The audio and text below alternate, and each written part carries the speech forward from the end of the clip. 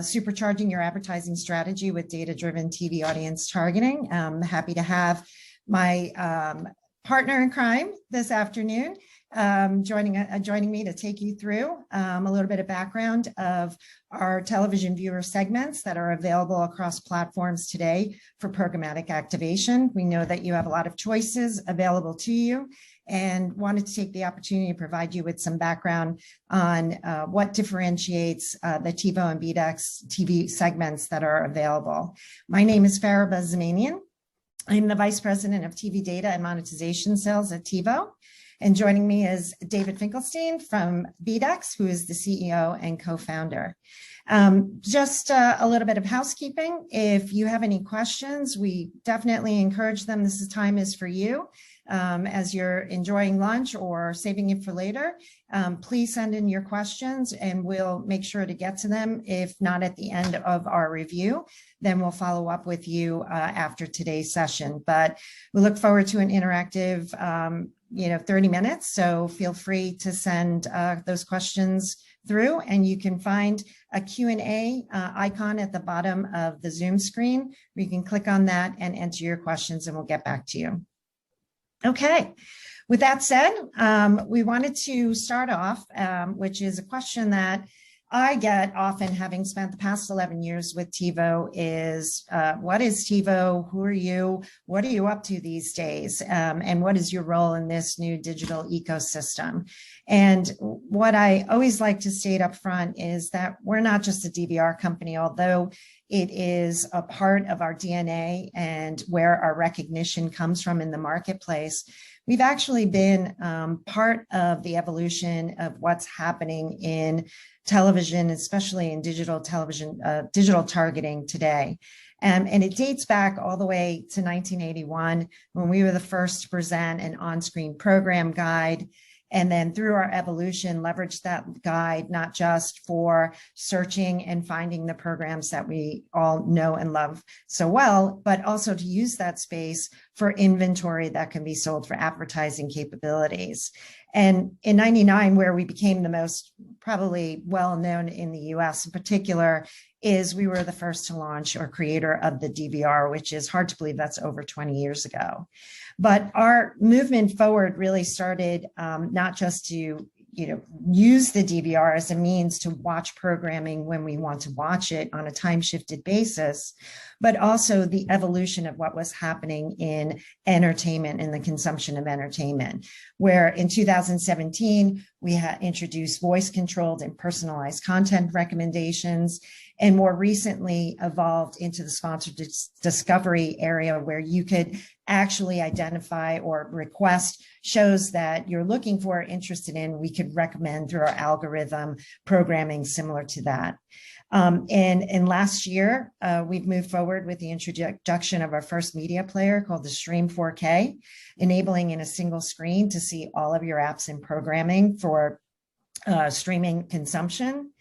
And in 2021, we have brought together our capabilities of all of this technology that's enabled us to passively collect data in terms of what's being consumed, both on a live and time-shifted basis, to work with our partners at BDEX in order to bring those types of audiences for digital retargeting to scale.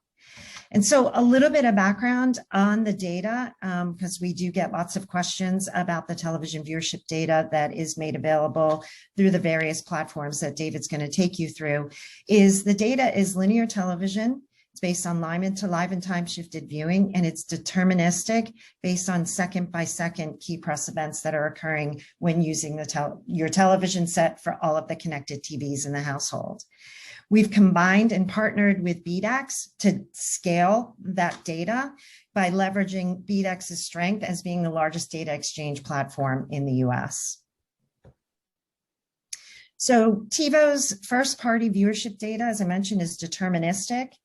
It's inclusive of over 6 million set-top boxes across the US, which is not just based on those that have a TiVo DVR, which is another thing that we always like to level set when talking about TiVo and data, is that we actually, our software is, think of it as like the iOS platform for your mobile phone, is that our software sits on set-top boxes that enables the capture of clickstream data on a passive basis from over 20 different MVPDs across the US that are representative within not just DMAs, but also various population tiers. So we have a national footprint that not only goes wide, but also goes deep within each of the regional DMAs. And we've combined with BDEX in order to scale those segments so that the campaigns that you're looking to target for your customers, you're able to do so at a national and universe basis. So I'll turn it over to David to give you a little bit more about BDEX. Sure. Thank you, Fariba. So glad to be here, talk a little bit about how we're working together. On the BDEX side, we are what we call a data exchange platform. BDEX has been around since 2014 and developed a platform that helps data companies exchange data. And so that puts us in a unique position where we aggregate data from over 100 different data sources, 100% privacy compliant across pretty much every major, every known US consumer. And all of their touch points through our internal identity graph as well. And so if you go to the next slide, I can talk a little bit about how we take the TV viewership data that comes from the TiVo platform and essentially match that through an Experian data match that enables us to keep it completely privacy compliant, and then matching that to households that match back into our identity graph, not just at the household level, but also with their respective IPs and mobile ad IDs and even hashed emails. So we can match all of those consumers that are in that household to actual data about them. And that's where the machine learning comes into play. And that's sort of the next step in the process where we actually take the seed data that comes from the TV viewership, TiVo viewership data, and apply our machine learning technology to match and understand data that ties to each of the consumers at each of the households, so we can map them and model them, and then scale that out to a full national scale. And that enables us to take audiences of consumers, whether it be based on a specific genre of show that they've watched or a specific channel that they've watched, and scale it out to a full national scale of households that are watching those shows. And then we take that and we actually have a verification process where we can verify that the data actually, the model that we create for that specific genre and that audience is actually accurate. And so in doing that, we can feed the actual seed data back into that model and then look at how those consumers and those households match back to that model. And we've done that to up to 90% accuracy. So that enables us to create a really accurate model that defines the audiences at a full national scale for each of the TV viewership audiences that we created. And based on what David said, we've then taken that approach and given the historical data, we go back more than 3 years, but really what we're focused on is what is the viewership behavior that's happening today, and have now created over 50 plus pre-built audiences that are available, not just based on behavioral, such as if you're a heavy or a light TV viewer, but also at various levels of consumption of the type of program, with genre-based, day part, broadcast, or if they're a cable tune-in. So think of it as they're a CNN viewer, Fox viewer, or daytime soap opera viewer. And the benefit that we have in having built this process together with BDEX, we also have custom capabilities, which is a request we often receive, is I'm more interested at a specific show or point in time during the season, television season, that I'd like to build a custom target against, which we have the full capability to produce. So the key thing is it's seed data based on deterministic actual linear consumption, both live and time shifted, that's run through a process that's been validated to get to 90% accuracy to give you the scale that you need for your digital retargeting campaigns against television segments. Yeah, exactly. And to that point, by using the identity graph in the BDEX system, we can additionally match back to all of the different types of devices, whether it be someone's phone, their CTV ID, their computer. And so we're able to target each of these different audiences to each of the different types of devices that any consumer may have. So yeah, if you've answered that, okay. So further to that, like Fariba was saying, we can then take that, level of targeting and add any level of customization to it, whether it be just by demographics and gender and household and such, all the way down to, what types of events they're watching and things like that as well.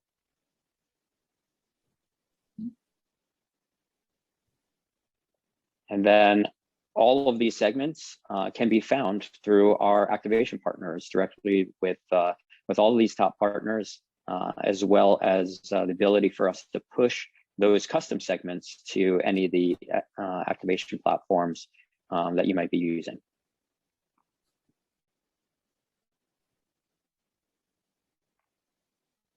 And so Fariba, I'm not sure if you wanted to discuss this, but this is just an example of some of the segments that you can see, as well as the size of the segments based on different types of identifiers. All of these, and actually this is kind of a sample cutout of what you would exactly what you would see if you were to be looking up these segments in any of the activation platforms that we listed above previously. Something to note is that we are refreshing the segments on a quarterly basis. So think of it on a calendar quarter. So we currently have segments that encompass second quarter, first quarter, soon to be released will be the second quarter. So on a quarterly basis, you can expect the ability to access, as you see on screen, the segments that we've pre-built.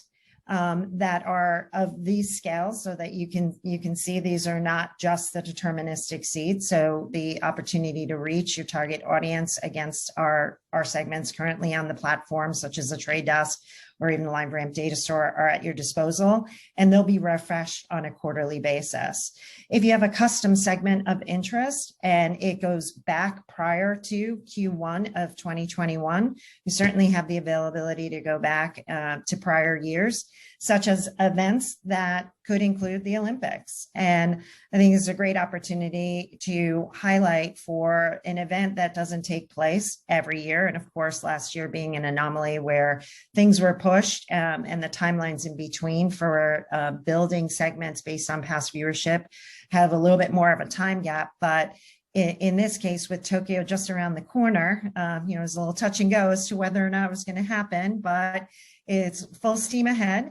And the good news is that we wanted to make sure that we had the ability to have segments for marketers in the industry to be able to leverage based on the last Olympics, which happened to be the Winter Olympics in 2018. So these are some of the types of segments that we will create or pre-build. So based on tentpole events that are going to be upcoming, and certainly with the amount of investment and billions of dollars spent for the upcoming games, these are the segments we've currently created that are out there and available for use should there still be a window of opportunity to leverage them. So this would be opening ceremony, closing ceremony, those that tune into the first week versus the second week, as well as the net for the entire 2 weeks. And these are currently available and ready for use. The one thing that we have done at TiVo in leveraging our relationship with BDEX and having created these scalable television segments is that we now also offer the ability to target those audiences through CTV inventory that we've made available to the marketplace. And that is a managed service sales placement where we've got access to over 31 million active users, 20 million reachable US homes.